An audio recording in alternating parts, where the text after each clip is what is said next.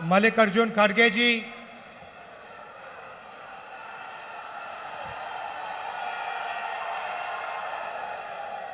केसी वेणुगोपाल जी, अजय कुमार लल्लू जी, भक्त चरण दास जी, रामचंद्रन कदम जी, स्टेज पे कांग्रेस पार्टी के सीनियर नेता और हमारे कांग्रेस पार्टी के उड़ीसा के प्यारे कार्यकर्ता भाइयों और बहनों, प्रेस के हमारे मित्रों, आप सबका यहाँ बहुत बहुत स्वागत। आप दूर दूर से गर्मी में हमारी बात सुनने आए, इसके लिए आपको मैं दिल से धन्यवाद करना चाहता हूं।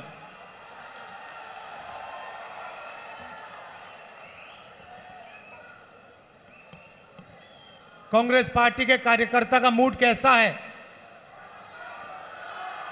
नहीं, सुनाई नहीं दिया मुझे। कैसा है मूड आपका?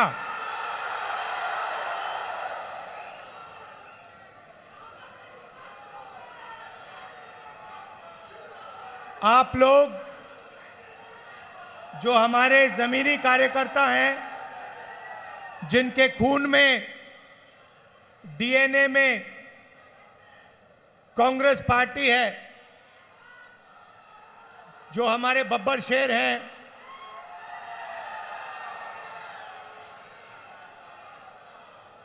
आप उड़ीसा की जो जनता है उनकी रक्षा करते हो। उड़ीसा की सरकार का सिर्फ एक काम है,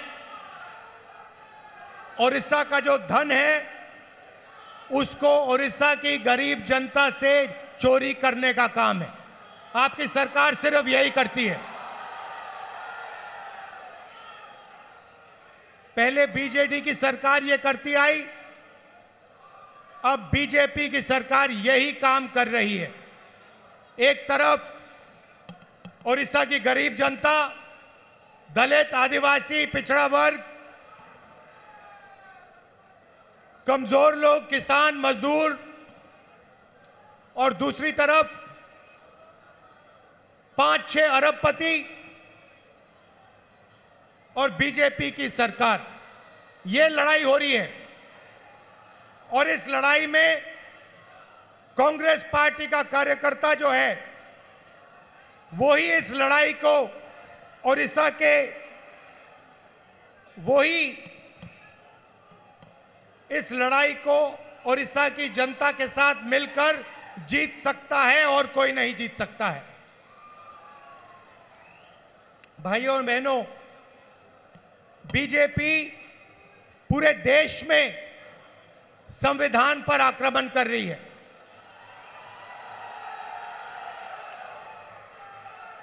जहां भी हम देखते हैं संविधान पर बीजेपी के लोग आक्रमण कर रहे हैं। कल मैं बिहार में था और बिहार में जैसे महाराष्ट्र में चुनाव चोरी किया गया, वैसे ही बिहार में चुनाव चोरी करने की कोशिश की जा रही है। वैसे ही बिहार में चुनाव चोरी करने की कोशिश की जा रही है और चुनाव चोरी करने के लिए इलेक्शन कमीशन ने नई साजिश शुरू की है। इलेक्शन कमीशन बीजेपी का अंग का काम कर रहा है, अपना काम नहीं कर रहा है। महाराष्ट्र में लोकसभा और विधानसभा के बीच में 1 करोड़ नए वोटर आ गए। आज तक किसी को नहीं मालूम ये वोटर कौन थे और कहां से आए।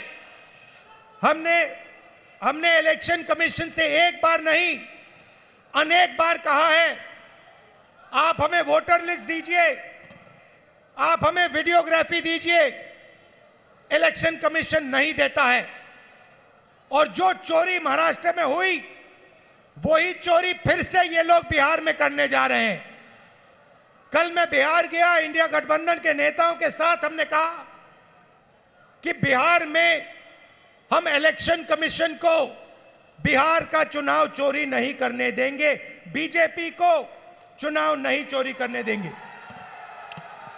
भाइयों और बहनों,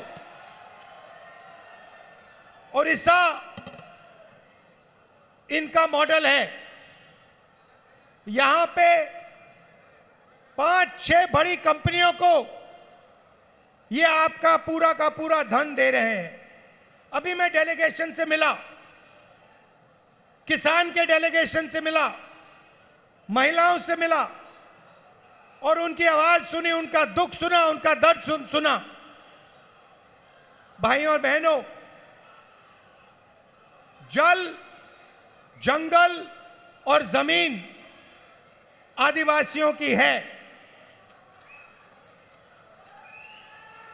मैं फिर से दोहराना चाहता हूं,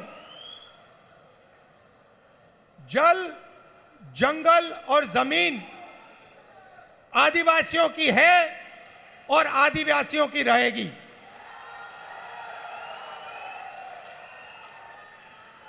यहां पे आदिवासियों को बिना पूछे जमीन से हटा दिया जाता है, पेशा कानून लागू नहीं किया जाता है, आदिवासियों को पट्टा नहीं दिया जाता है। ये जमीन उनकी है, जल उनका है, जंगल उनका है और कांग्रेस पार्टी पेशा कानून लाई, ट्राइबल बिल लाई और इन कानूनों को हम लागू करके दिखाएंगे और आदिवासियों को उनकी जमीन वापस दिलवाएंगे। विकास, भाइयों और बहनों, विकास 2-3% के लिए नहीं होता है। विकास 2-3 अरबपतियों के लिए नहीं किया जाता है। विकास ओडिशा की जनता के लिए किया जाना चाहिए, गरीब लोगों के लिए किया जाना चाहिए, किसानों के लिए किया जाना चाहिए। यहां की सरकार 24 घंटा आपका धन, आपका जंगल, आपकी जमीन आपसे छीनती है, आपको जमीन से हटा देती है, आपको सही मुआवजा नहीं देती है, आपको धमकाती है, आपको डराती है।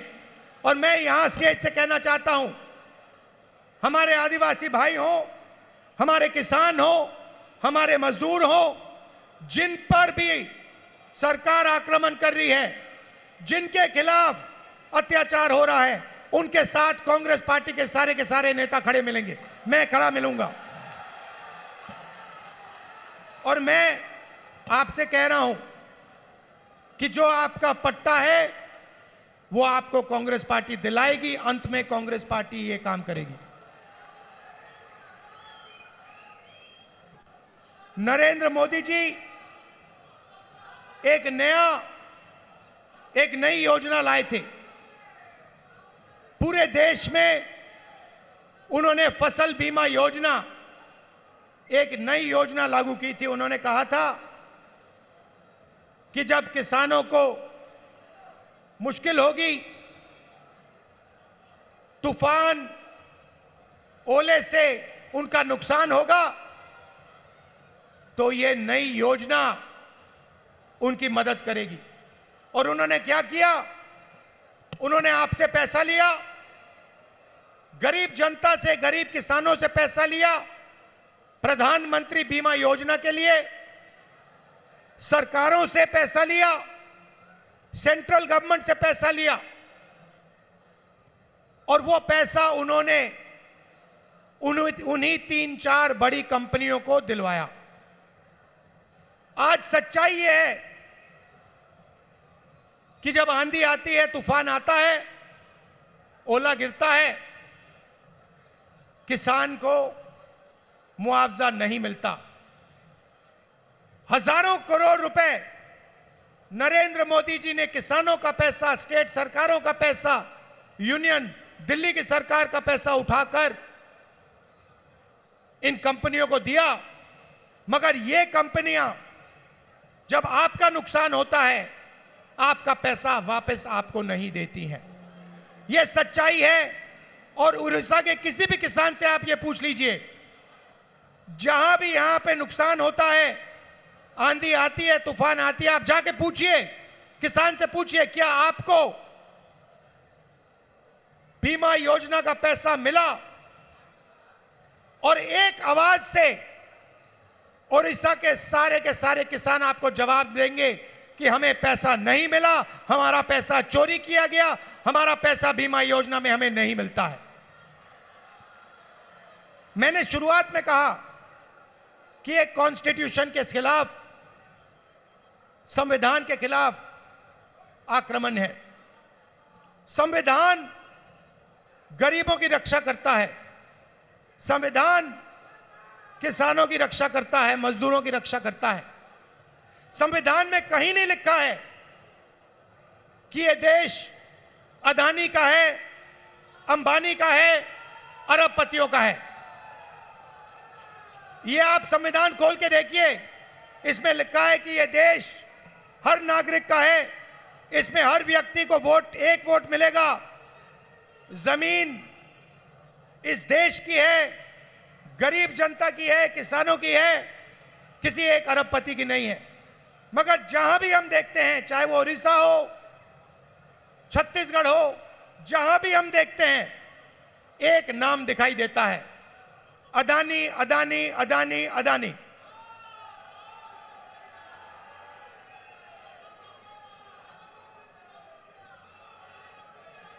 मतलब अदानी जी ओडिशा की सरकार चलाते हैं, अदानी नरेंद्र मोदी को चलाता है। और जब ओडिशा में जगन्नाथ यात्रा निकलती है, आप सोचिए रथ निकलता है, जगन्नाथ यात्रा का रथ निकलता है, लाखों लोग उसको देखते हैं, उसके पीछे चलते हैं, और फिर एक ड्रामा होता है, रथ को अदानी जी और उनके परिवार के लिए रोका जाता है। इससे आपको ओडिशा की सरकार के बारे में सब कुछ समझ आ जाएगा।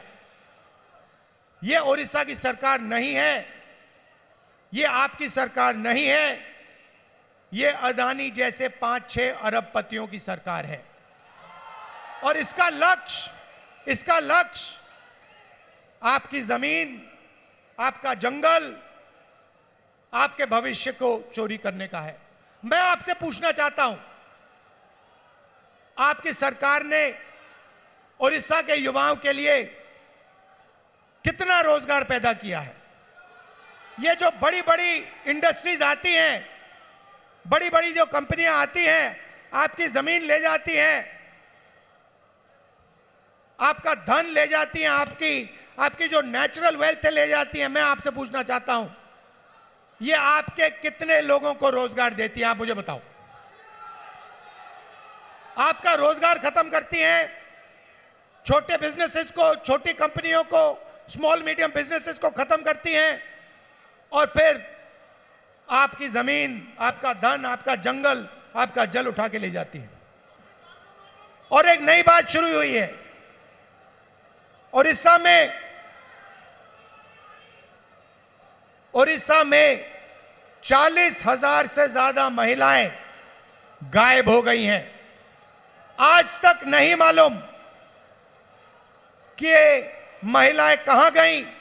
महिलाओं के खिलाफ हर रोज यहां अत्याचार होता है, रेप होता है, बलात्कार होता है। हर रोज ओडिशा में 15 महिलाओं का बलात्कार होता है, और आपकी सरकार को कुछ लेना देना नहीं।